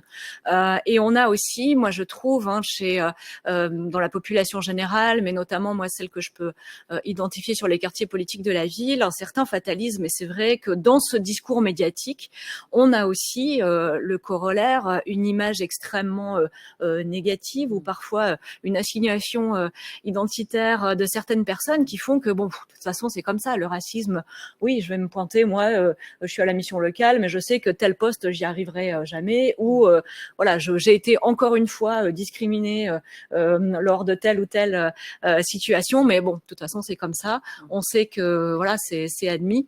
Et donc, il y a quand même à la fois, ça permet un vrai levier en termes de sujets portés dans l'agenda politique et dans l'actualité, mais aussi la façon dont c'est aujourd'hui traité de façon très clivée. Rend difficile les alliances locales en termes de portage et de militants associatifs, et aussi renvoie parfois aux populations une certaine résignation ou en tout cas une difficulté après qui est réelle dans l'accès aux droits, dans l'accès à la justice, dans ne serait-ce que de connaître ses droits et de savoir que tel acte lors d'une embauche, de l'entrée dans un restaurant ou autre est illégal, est une discrimination. Il y a déjà tout un travail effectivement d'acculturation et de connaissance de ces droits qui est pas évidente déjà en tant que professionnel. Donc pour les habitants et les citoyens, c'est encore plus complexe. Donc voilà, c'est aussi à double tranchant, moi, je trouve. Géraldine, si je généralise la question, les enseignements de la démarche Pessac s'engage, qu'est-ce qu'on peut dire en quelques points forts, limites ou préconisations pour Alors effectivement, après 7-8 ans maintenant, c'est difficile de donner des enseignements parce que j'ai l'impression que il n'y a pas eu 2 années identiques. Chaque année, on a bougé, on a réfléchi, on a modifié nos méthodes et notre mobilisation. Ce qui est intéressant, c'est de voir qu'aujourd'hui, après quelques années, on est bien identifié. Quand je dis on, c'est à la fois le réseau et aussi moi-même et Stéphanie qui portons au sein de la ville cette démarche en tant que personne ressource. on ne peut pas faire comme si aujourd'hui cette question n'était pas présente à Pessac. Donc ça, c'est intéressant parce qu'on a l'impression, en termes d'intégration, que ce soit pour nos politiques, pour nos différentes directions, on ne peut pas taire ces questions-là, hein, d'égalité, d'égalité des chances, d'égalité hommes-femmes, ou filles-garçons. Un petit exemple, hein, c'est la deuxième fois que notre projet éducatif de territoire, donc le fameux PEDT porté par la direction de l'enfance, intègre comme axe prioritaire l'égalité filles-garçons, l'égalité des chances et des actions proposées aux écoles, aux accueils périscolaires ou autres autour de ces questions-là. Donc effectivement, on surfe aussi, entre guillemets, sur un besoin social à l'échelle nationale, mais en tout cas, on peut se féliciter aujourd'hui d'être identifié comme personne ressources. On n'a pas parlé non plus de l'obligation depuis 2016 des collectivités d'établir un rapport de situation comparée sur la question de l'égalité femmes-hommes. Comment, en tant qu'employeur, on se positionne par rapport à ces questions-là, quelle politique publique on mène. C'est vrai que ça a permis aussi, par le biais de documents cadres comme celui-là, qui revient chaque année, de donner de la visibilité et de s'interroger sur nos pratiques. On a vraiment à Pessac bien avancé sur le volet prévention, donc sur tout le volet en amont, vous le disiez, des discriminations, hein, travailler sur les stéréotypes, sur les préjugés, sur toute la déconstruction de nos propres représentations. On a des outils, on a des acteurs impliqués. On essaye de plus en plus, ça c'est positif, de travailler avec l'université, on en a parlé à plusieurs reprises, mais comment aller plus loin aussi en la matière, comment mobiliser la population étudiante, comment s'appuyer sur les associations étudiantes ou les chercheurs qui travaillent sur ces questions-là. Pour nous, ça reste encore, en termes de perspective, un volet intéressant. On a néanmoins, je le disais rapidement, mais toujours la difficulté de toucher les personnes directement concernées, de mobiliser à travers l'accès aux droits les personnes qui pourraient être discriminées ou discriminants. Parce qu'effectivement, même si on travaille avec des acteurs du développement économique, de l'emploi, on a aussi parfois des difficultés à mobiliser les personnes qui sont en situation de pouvoir. Et enfin, peut-être au-delà des questions générales de lutte contre les discriminations, nous, on peut identifier quand même un point d'achoppement sur les questions de discrimination ethno-raciale. Donc là, effectivement, parler de l'égalité homme-femme, parler de la laïcité, ça fait partie aujourd'hui des questions qui ne sont jamais acquises en termes de droit, en termes de débat, en termes de posture, mais qui sont plus consensuelles, peut-être plus faciles, avec des guillemets, à travailler. Les questions liées au racisme et aux discriminations ethno-raciales, voire à l'adresse, dans les quartiers prioritaires notamment, restent encore plus compliquées, plus ardues à aborder avec les publics et à regarder en face. Sandrine, un petit retour sur le testing aujourd'hui, ses apports, ses limites au fil de ces 25 années, avec des hauts, des bas et parfois des stops aussi. Enfin, il y a eu des stops et des redémarrages, quoi. Qu'est-ce qu'on peut dire en quelques minutes sur l'apport du testing en France ? Alors, on va distinguer l'aspect juridique de l'aspect politique, même si par moment il va y avoir quand même des interconnexions.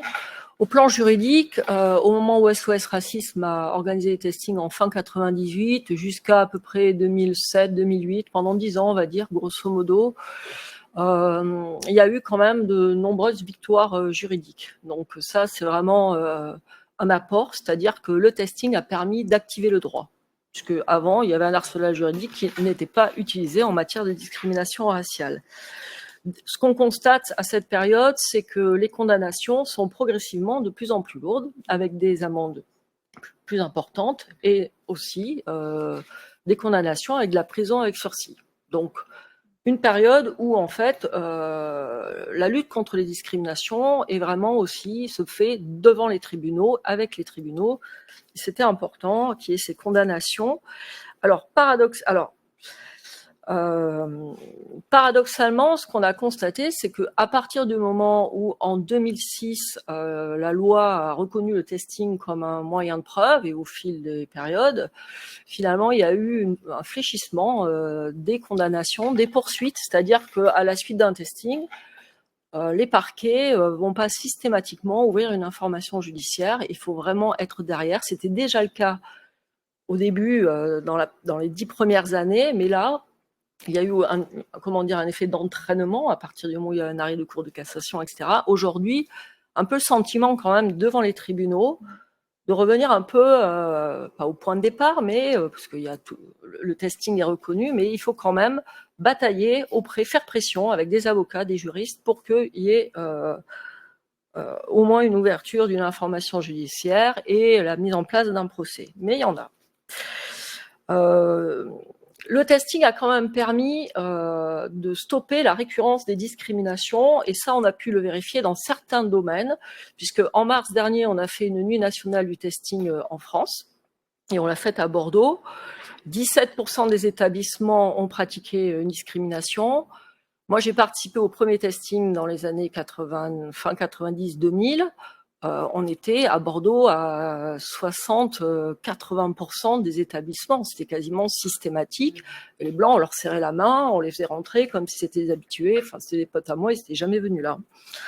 Donc, voilà. Donc, et aujourd'hui, le dernier testing qu'on a fait, il y a un établissement sur 5 qui a pratiqué une discrimination. Donc, quand même, il y a un fléchissement dans ce secteur-là. Ce qu'on constate aussi, c'est que le testing téléphonique, quand on le mène auprès d'une agence immobilière, alors ça, c'était aux alentours des années 2000, etc., 2010, pardon, le testing est connu, mais il est aussi connu par les potentiels auteurs de discrimination. Donc, il y a une méfiance, et qu'au téléphone, finalement, par exemple, dans le logement, la discrimination ne se fera pas au moment de la prise de rendez-vous téléphonique pour aller visiter le logement, mais se fera plus loin dans la sélection du dossier.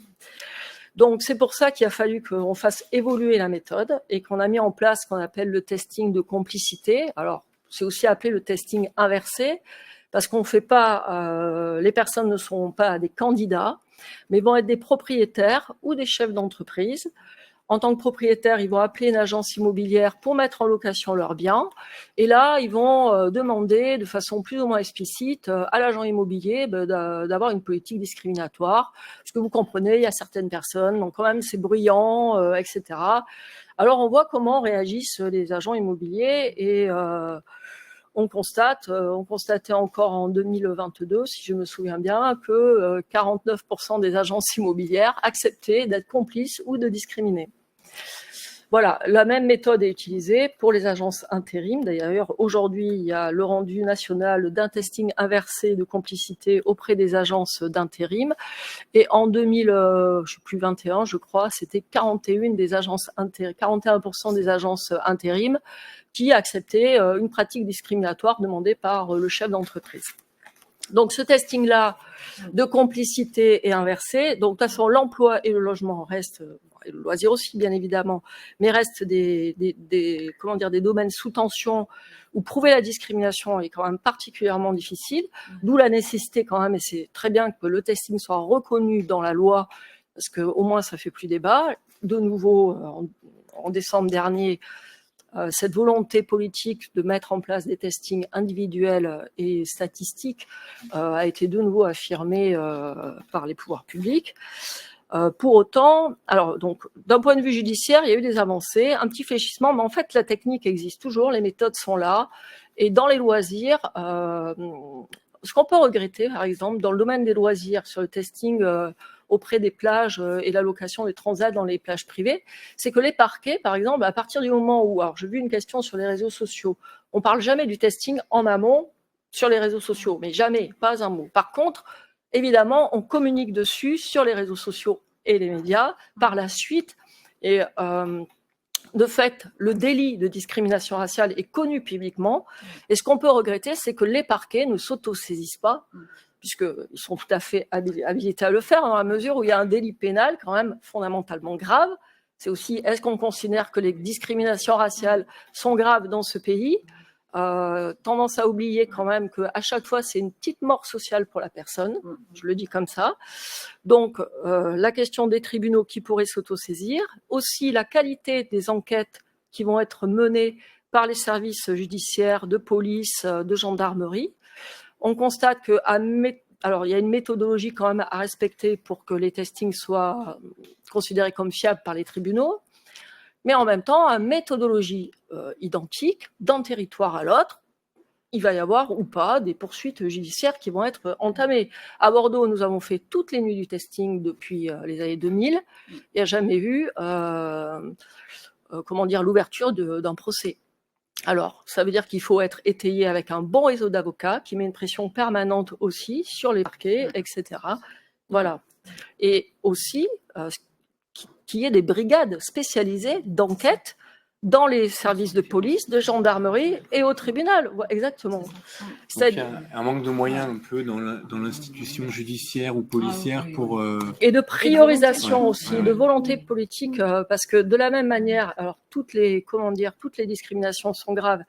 Et c'est vrai que vous l'avez dit, mais la question de la discrimination raciale liée à l'origine ethnique a souvent été mis un peu masquée par d'autres discriminations. L'égalité homme-femme, c'est un sujet fondamental et hyper important. Il ne s'agit pas de faire de la concurrence, je l'explicite, mais c'est vrai que des brigades anti-discrimination raciale avec des formes, ça demande une formation particulière, pourrait tout à fait être impulsée en termes de politique publique. Et donc, les testings, dans les résultats, il y a aussi une finalité politique, d'alerter les pouvoirs publics, d'impulser des réponses politiques. Alors, certes, le testing est reconnu, a été inscrit dans la loi.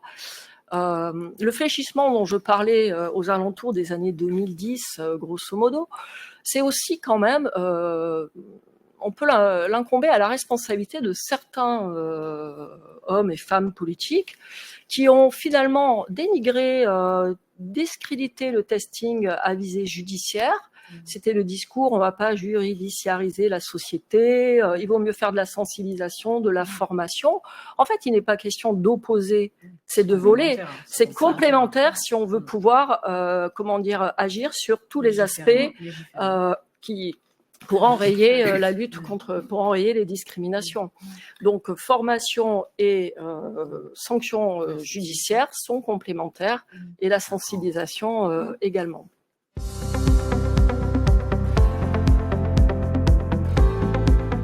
Je vous propose un dernier tour de table très rapide puisqu'on arrive bientôt au terme de ce webinaire, mais c'est pour parler finalement de vos perspectives de travail. Comment vous êtes dans l'action de toute façon avec aussi un rythme de travail qui est assez précis et je me doute un petit peu de ce que vous allez faire l'année prochaine, mais il va y avoir des ajustements. Comment vous voyez la suite de vos interventions respectives? Continuité, évolution, adaptation, des nouveaux sujets, des nouveaux défis? Disons que vu l'évolution de ces questions-là, et c'est exactement là le débat qu'on avait, on est obligé intrinsèquement de s'adapter. Que ça soit via les événements qu'on porte et qui effectivement reviennent d'année en année, ils ne seront pas les mêmes, vous le disiez, chaque année est différente. Donc, vu que ces questions deviennent primordiales et sont mises sur le devant de la scène médiatique, soit par des actions coup de poing, soit par des affaires malheureusement, et c'est souvent là que ça se réveille par des actions dramatiques. Le Grenelle, je rappelle quand même que le Grenelle des violences faites aux femmes, c'est suite à un énième féminicide que c'est intervenu. C'était demandé depuis longtemps et par les associations, et par les élus locaux, et par les délégués droits des femmes. Donc, j'ai envie de dire que là, les prochaines années, ça va être de continuer, ne serait-ce qu'à sensibiliser d'un point de vue aussi, on parlait des scolaires, mais l'aspect scolaire, à mon avis, est primordial. C'est pas si simple. C'est pas si simple parce que encore jusqu'à il y a pas très longtemps, et moi je sais pas si vous l'avez vu vous de votre côté, mais c'est à la discrétion encore des directeurs et directrices d'école de faire intervenir des associations, je dis bien habilitées éducation nationale, donc planning familial, il y a des refus pour des raisons d'école, oui, directrices d'école aussi, et enseignantes. Donc c'est pas vraiment propre au genre. C'est des craintes, c'est des biais cognitifs. Ça va être, moi on m'a sorti parce qu'on parlait du planning familial qui devait intervenir pour parler égalité filles-garçons. Je ne parle même pas d'un quartier très dangereux ou quoi que ce soit. Mais on m'a déjà sorti, on n'est pas là pour faire de l'incitation à la débauche. Je vous parle d'il y a 2 ans. Donc on m'a également dit mais il faut qu'on fasse attention avec les parents d'élèves. Parce qu'il y a toujours une crainte de l'école fait ça, donc on va retirer les enfants. Donc aujourd'hui, c'est beaucoup plus intégré. On a les écoles, nous, dans notre partenariat, notamment pour Mars Attack, par exemple, parce que toutes les écoles paloises, on a 55 écoles, nous. Alors, c'est déjà pas mal. Elles sont dans tout le réseau de Mars Attack. Elles travaillent sur les discriminations au sens large du terme. Mais les associations nous le disent. Faire des interventions aujourd'hui, ne serait-ce que sur le genre, sur l'égalité filles-garçons, on en a parlé, mais sur le genre, sur la question des violences, c'est pas simple. C'est pas simple. Et il y a une peur de pas savoir quoi répondre aux parents d'élèves, il y a une peur de pas savoir. Là aussi, les enseignants devraient être formés. Alors nous, c'est pas de notre responsabilité. On a l'accompagnement de nos ATSEM, donc les personnels de la ville qui accompagnent les enfants. Il y a aussi les interventions des assos auprès des enfants. Mais c'est toujours pareil. L'éducation, nous, ça va être notre priorité. C'est le point de vigilance. Oui, ça part de là. Pour Pau. Tout part de là. Sensibilisation, éducation. Pour Pau, je pense. Mais, Géraldine? Oui, nous, effectivement, même si on est en évolution perpétuelle, on a devant nous toute une phase d'évaluation de notre démarche. Alors, on voulait de façon assez ambitieuse travailler sur l'impact, une évaluation de l'impact de la démarche, mais c'est vrai qu'on voit à quel point c'est complexe. L'idée, c'est vraiment de pouvoir repositionner PESAC s'engage à la fois en interne, en retravaillant nos pratiques, nos plans de formation, remettre cette question sur le devant des priorités, mais également comment rester vraiment en phase avec le terrain, parce que des beaux plans d'action sur le papier, voilà, on est en capacité de les écrire, mais comment rester vraiment en phase avec le terrain, avec la demande sociale, comment essayer de lutter contre le non-recours aux droits, notamment en matière de lutte contre les discriminations. Et puis s'entourer. C'est vrai que l'idée, c'est qu'on a un réseau important sur Pessac, mais à Bordeaux Métropole, il y a aussi des villes qui travaillent et qui s'engagent. On a avec le Boulevard des Potes aussi l'animation d'un réseau politique de la ville lutte contre les discriminations. Au niveau national, avec l'interréseau du développement social urbain, on travaille aussi à ces questions. Et c'est vrai qu'on a parfois le sentiment soit d'être seul, soit voilà, d'être face à des enjeux tellement importants qu'on peine parfois à identifier nos leviers ou l'autonomie qu'on peut avoir en termes d'action, de moyens. Donc vraiment sur Pessac, moi je pense que voilà, se poser et étudier un petit peu l'impact, l'évaluation de notre démarche interne, externe, et puis en même temps s'ouvrir peut-être au-delà de notre territoire davantage pour être en lien avec des communes comme Pau ou même d'autres au niveau national qui sont engagées, parce que même si on a chacun une feuille de route très spécifique, il y a quand même en termes d'outils et en termes de mise en réseau tout intérêt à être en lien. Et donc merci à PQNA aussi de reprendre cette thématique-là pour l'animation du réseau en Nouvelle-Aquitaine. Sandrine, un petit mot de conclusion. Les perspectives du testing et le travail de SOS Racisme là-dessus, comment vous voyez la suite? Bon, on va dire sous deux angles. Le testing, c'est pour SOS Racisme, on utilise le testing inversé aujourd'hui pour réactualiser dans le débat, replacer la question des discriminations sous l'angle de l'origine, patronyme, discrimination dite raciale, dans le débat politique. Faire en sorte que la question des quartiers prioritaires aussi soit une question, que toutes les populations qui habitent, même s'il n'y a pas que dans les quartiers prioritaires, mais c'est vrai qu'il y a une forme depuis quelques années d'invisibilité d'une partie de la population qui vit dans ces quartiers et d'une jeunesse d'origines diverses liées à l'histoire de l'immigration en France. Ça, donc, c'est remettre ce sujet dans les politiques publiques, au moins l'impulser. Le deuxième aspect, c'est alors en effet le testing est un outil qui est devenu populaire, bien que encore les gens ne le connaissent pas, mais je dirais il s'est démocratisé. En effet, il est inscrit dans la loi, des chercheurs s'en servent, le pouvoir politique le reprend dans son discours, mais finalement le testing, est-ce qu'il est vraiment populaire dans le sens où tout le monde devrait pouvoir organiser un testing à partir du moment où il y a un sentiment, une suspicion de discrimination. C'est là où, en effet, le rôle des collectivités dans les plans et les programmes que vous évoquez peut être utile. notamment, et par rapport à toute une génération, ces testings, c'est aussi, moi je l'ai vu, hein, quand on organise un testing, donc on mobilise des publics, on mobilise des gens qui, plusieurs fois, se sont retrouvés confrontés à des refus. C'est aussi une manière de dire, bah, viens, on va prendre une revanche, entre guillemets, sur la ville. On organise le testing. Alors, l'entrée des boîtes de nuit, c'est très significatif d'ailleurs. On les organise toujours en calquant sur ce qu'on connaît, comment dire, les signalements qu'on reçoit, etc. Donc voilà, c'est aussi amener les uns et les autres à se positionner, à dépasser un peu la fatalité, le sentiment de fatalité, parfois de victimisation, qui est légitime au fil du temps, parce que finalement, on parle beaucoup de lutte contre les discriminations, mais du point de vue de l'égalité réelle et formelle, finalement, est-ce que les choses, elles ont changé? Et donc, forcément, ça crée une espèce de disjonction qui fait que ça peut même engendrer de la violence et des formes de violence, finalement, et c'est ce qu'on voit par moment. Parce que quand il y a un si fort décalage, on crée de l'espoir à travers un discours politique, et dans les faits, bah, finalement, quand je postule, est-ce que ça change vraiment ou pas? Voilà. Donc, c'est pour ça que c'est important que chacune, dans les territoires, puisse faire l'expérience du testing, aussi bien pour lui-même quand il postule. Alors, on a dans les permanences juridiques, je ne sais pas si je l'ai dit, hein, des gens qui ont mis en place le testing, mais c'est vrai qu'on ne peut pas l'utiliser parce qu'il n'y a pas de traçabilité, il faut enregistrer, prendre des photos, ceci, cela.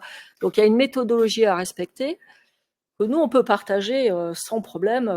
Et en effet, moi, je pense qu'il faut que ça se généralise et que ça soit un mouvement populaire, et plus il y aura de plaintes déposées avec des testings à l'appui, et puis faites, même si le testing n'est pas bien monté, c'est pas grave.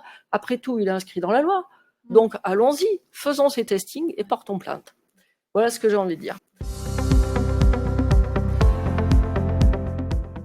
Eh bien, merci à toutes les trois pour ce partage d'expérience, d'avoir pris le temps de venir partager vos analyses et vos démarches. Je vais donc conclure ce webinaire en vous rappelant, ou en vous disant tout simplement que donc vous serez destinataire d'une restitution très prochainement, avec le replay de ce module que je vous invite à partager dans vos réseaux, un article analytique et différentes ressources qui seront partagées. Donc je le répète, le prochain temps fort, c'est donc une visite sur site, une rencontre régionale qui aura lieu à Périgueux le 27 juin prochain.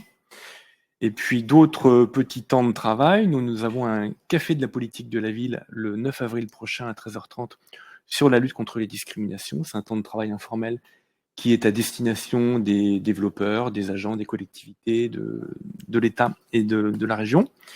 Et puis, je vous rappelle que nous disposons d'un espace ressources sur notre site internet qui partage différentes ressources sur la lutte contre les discriminations sur ce cycle et avec possibilité d'échanger entre vous. Donc, merci à tous d'avoir suivi cette rencontre et à très bientôt à Périgueux. On espère vous retrouver. À bientôt.